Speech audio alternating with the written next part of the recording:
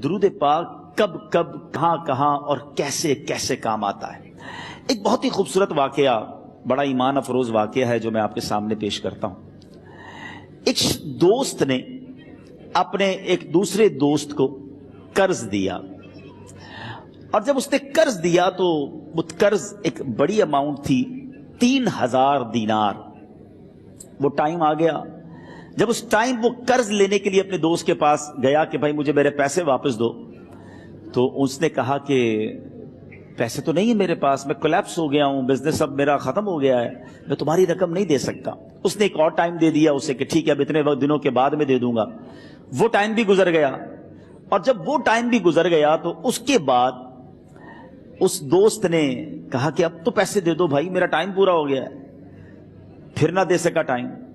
آخر کار معاملہ جو ہے وہ کورٹ میں چلا گیا، قاضی کے پاس چلا گیا۔ اب قاضی نے جس کو پیسے دینے تھے اس کو بلایا اور کہا کہ بھائی آپ کو اس کے پیسے دینے ہیں؟ کہتا ہے ہاں پیسے تو دینے ہیں۔ تو کہا پھر دیتے کیوں نہیں ہو؟ کہا پیسے ہیں ہی نہیں، کاروبار ہی ختم ہو گیا ہے، قرضہ تو لیا تھا، اب میرے پاس بچا ہی کچھ نہیں ہے۔ تو کہا اچھا اب یہ بتاؤ کہ کب دو گے، کیسے دو گے؟ اس نے کہا بس میرے پاس پیسے ہی نہیں ہے۔ تو کہا اب تمہارے پاس 30 دن کا ٹائم ہے، 30 ڈیز میں یا تو اس کے پیسے لوٹا دو یا 30 دن کے بعد تمہیں قید کر دیا جائے گا۔ یہ شخص اب گھر آیا، پیسے تو تھے نہیں، مگر شاید علماء نے لکھا کتابوں میں، یہ واقعہ کئی بڑی بڑی کتابوں میں لکھا اور درود پاک کے فضائل کی بڑی بڑی کتابوں میں لکھا، اور اس شخص نے سوچا کہ اس نے ایک حدیث پاک پڑھی بھی تھی کہ جس میں نبی پاک علیہ الصلوۃ والسلام نے فرمایا ہے، جس کا مضمون ہے کہ جو شخص پریشان ہو، مصیبت زدہ ہو، اسے چاہیے کہ مجھ پر کثرت سے درود پاک پڑھے، کیونکہ درود پڑھنا مصیبتوں اور پریشانیوں کو لے جاتا ہے۔ اب اس عاشق رسول نے سوچا اور تو کچھ ہے نہیں، اب میں درود پاک پڑھنا شروع کرتا ہوں۔ صبح سے لے کر شام تک وہ درود پاک پڑھنے لگ گیا۔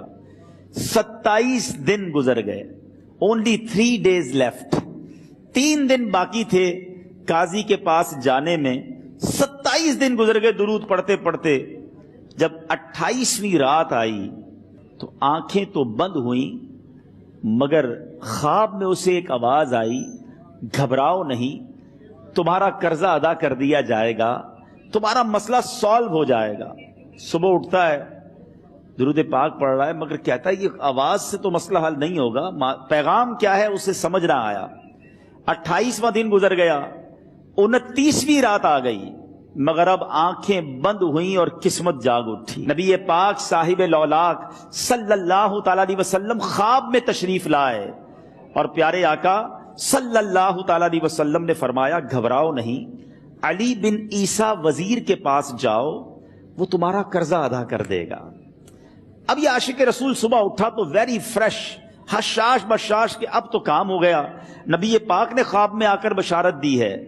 مگر پھر ذہن میں سوال آیا کہ علی بن عیسیٰ کے پاس جاؤں گا تو ثبوت کیا ہے، پروف کیا ہوگا؟ میں جا کر اس کو کہوں گا کہ میرا قرضہ دے دو، تو ایسے تو قرضہ نہیں دے دینا، اور میں نے اس کو کہا کہ مجھے نبی پاک نے خواب میں کہا ہے، اور اس نے اگر مجھ سے کوئی نشانی مانگی تو میں نشانی کیا دوں گا؟ آخری دن تھا، 29واں دن تھا، وہ بھی درود پڑھتے پڑھتے گزر گیا۔ 30th نائٹ آ گئی، صبح وہ دن ہے جب عدالت میں جانا ہے۔ اب اس رات پھر نبی پاک علیہ الصلوۃ والسلام خواب میں تشریف لائے، اور آقا علیہ الصلوۃ والسلام نے فرمایا کہ علی بن عیسیٰ وزیر کے پاس جاؤ، وہ تمہارا قرض ادا کر دے گا۔ کہ حضور چلا تو جاؤں گا، لیکن اگر وزیر نے مجھ سے کوئی نشانی طلب کی تو میں کیا جواب دوں گا؟ پیارے آقا علیہ الصلوۃ والسلام نے کمال کا ارشاد فرمایا کہ علی بن عیسیٰ سے کہنا کہ تم روزانہ فجر کی نماز کے بعد 5000 بار درود پاک پڑھتے ہو، یہ راز فقط تم جانتے ہو اور تمہارا رب جانتا ہے۔ اب یہ جب صبح اٹھا تو ایک نشانی بھی مل چکی تھی۔ عدالت میں جانے سے پہلے وزیر کے دربار میں پہنچ گیا، اسے یہ ڈر تھا کہ آج پیسے نہ لوٹائے تو سزا ہو سکتی ہے۔ جب وزیر کے دربار میں پہنچا تو وزیر اپنے مشیروں کے ساتھ بیٹھا تھا۔ کہا مجھے آپ سے بات کرنی ہے۔ کہا بتاؤ کیا بات کرنی ہے؟ کہا میں ایک پیغام لایا ہوں آپ کے لیے۔ اچھا کس کا پیغام لائے ہو؟ کہا میں نبی پاک جناب محمد مصطفیٰ صلی اللہ تعالی علیہ وسلم کا پیغام لایا ہوں۔ وہ عاشق رسول وزیر تھا، کہتا بتاؤ میرے آقا نے کیا پیغام دیا ہے؟ کہ حضور میں 3000 دینار کا مقروض ہوں، آج آخری دن ہے اور میرے آقا نے مجھے بشارت دی ہے کہ آپ سے کہوں کہ آپ میرا قرض ادا کر دیجئے۔ علی بن عیسیٰ کہتا ہے کوئی ثبوت ہے آپ کے پاس؟ ہے کوئی دلیل بھی ہے آپ کے پاس؟ میں کیسے مان لوں کہ آپ کو نبی پاک علیہ الصلوۃ والسلام نے بھیجا ہے؟ عاشق رسول کہتا ہے خالی ہاتھ نہیں آیا، میرے آقا نے مجھے دلیل بھی عطا فرمائی ہے، مجھے ایک ایویڈنس بھی دیا ہے، اور پروف یہ ہے حضور کہ آپ روزانہ صبح فجر کی نماز کے بعد نبی پاک صلی اللہ تعالی علیہ وسلم کی بارگاہ میں درود و سلام کا نذرانہ پیش کرتے ہیں۔ جب تک 5000 کا عدد پورا نہیں ہوتا آپ اس وقت تک کسی اور سے بات نہیں کرتے۔ اور اے وزیر صاحب، یہ رات صرف آپ کو پتا ہے اور آپ کا رب جانتا ہے۔ اللہ اکبر۔ وہ وزیر تو جس کو کہے نا جھوم اٹھا، ایسا عاشق رسول وزیر تھا جو روزانہ صبح 5000 درود پڑھتا ہو، اس کی تو عید ہو گئی نا۔ وہ کہتا ہے مرحبا یا رسول اللہ، میرے آقا نے میرے درود قبول کر لیے، اس سے بڑھ کر میرے لیے سعادت کیا ہوگی۔ اب یہ وزیر اپنی سیٹ سے اٹھتا ہے، اپنے کمرے میں جاتا ہے، تھوڑی دیر بعد واپس آ کر اس عاشق رسول کے ہاتھ میں 3000 دینار رکھ کر کہتا ہے حضور پہلے 3000 دینار تو نبی پاک کا حکم کی میں ادب سے بجا لاتا ہوں، میرے آقا نے جو حکم فرمایا یہ 3000 دینار آپ کو پیش کرتا ہوں، حضور ایک اور 3000 دینار لیجئے۔ میرے گھر آپ آئے، اتنی اچھی خبر سنائی، آپ نے قدم رنجا فرمایا، یہ 3000 اس کا نذرانہ ہے، اور ایسا کیجئے 3000 اور لیجئے، اس سے اپنے بچوں کے لیے کچھ چھوٹا موٹا کام شروع کیجئے اور ایک وعدہ کر کے جائیے، آج کے بعد زندگی میں آپ کو جب بھی کوئی کام پڑے میں آپ کا بھائی ہوں، مجھے یہ خدمت کا موقع دیجئے گا۔ اللہ اکبر۔ وہ مقروض جو ایک رات پہلے 3000 دینار کا مقروض تھا، ہو سکتا ہے اس کے بیک آف مائنڈ یہ بھی چل رہا ہو کہ اب شاید کل میں نے جیل میں جا کر، عدالت میں جا کر گرفتاری دے کر جیل میں جانا ہے، مگر اب 9000 دینار ہاتھ میں ہیں۔ عاشق رسول جھومتا ہوا نبی پاک کی یاد میں گھومتا ہوا اب عدالت میں پہنچا۔ عدالت میں everybody expecting over there کہ آج اس نے آنا ہے اور آ کر کہنا یہی ہے کہ پیسے تو نہیں ہیں، گرفتار کر لو، مگر جا کر اس عاشق رسول نے 3000 دینار جج صاحب کے ہاتھ میں رکھ دیے۔ قاضی کہتا ہے پہلے تو یہ بتاؤ پیسے آئے کدھر سے؟ تم تو کہتے تھے غریب ہوں، تم تو کہتے تھے کاروبار نہیں ہے، ایک مہینے میں اتنی بڑی رقم کا انتظام کیسے ہو گیا؟ سبحان اللہ۔ اس عاشق رسول نے گویا زبان حال سے یہ کہا ہوگا کہ یہ تو کرم ہے ان کا، ورنہ مجھ میں تو ایسی بات نہیں، اتنا دیا سرکار نے مجھ کو، اتنی میری اوقات نہیں۔ اس نے وہ پورا واقعہ بھری عدالت میں سنا دیا۔ اللہ اکبر۔ میرے پیارے اسلامی بھائیوں ذرا سوچو پہلے زمانے میں کیسے عاشقان رسول ہوا کرتے تھے۔ وہ جج، وہ قاضی بھی کیسا سرکار علیہ الصلوۃ والسلام کا عاشق تھا۔ اپنی سیٹ سے اٹھتا ہے، بھرے دربار میں، بھری عدالت میں، وہ اپنے چیمبر میں، اپنے کمرے میں جاتا ہے، اور تھوڑی دیر بعد واپس آ کر اس کے ہاتھ میں بھی 3000 دینار ہیں، اور وہ 3000 دینار جو ہے وہ اس عاشق رسول کے ہاتھ میں رکھتا ہے کہ سارا ثواب علی بن عیسیٰ کیسے لے جائے، میں بھی تو نبی پاک کا غلام ہوں، میں تمہارا قرضہ میں ادا کرتا ہوں۔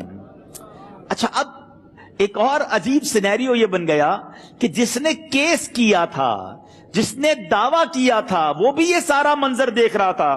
کہتا ہے جج صاحب ذرا رکیے، میں بھی اپنے آقا کا امتی ہوں، اور ایک کام کیجئے، قلم کاغذ منگوائیے، اس عاشق رسول کا قرضہ ہی میں معاف کر دیتا ہوں۔ اچھا، اب عاشق رسول نے وہ واپس 3000 دینار جو جج صاحب نے دیے تھے وہ واپس جج صاحب کو دیے کہ حضور یہ پیسے آپ ہی رکھ لیں، قرضہ ہی معاف ہو گیا، اب آپ کے پیسے کا میں نے کیا کرنا ہے؟ جج صاحب کہتے ہیں جو پیسے نبی پاک کے نام پر نکالے ہیں اب مجھے واپس نہیں چاہیے، یہ بھی تم اپنے ساتھ لے جاؤ۔ اللہ اکبر۔ میرے میٹھے اسلامی بھائیوں، وہ عاشق رسول ایک رات پہلے 3000 دینار کا مقروض ہے، اب 12000 دینار لے کر گھر کو واپس جا رہا ہے۔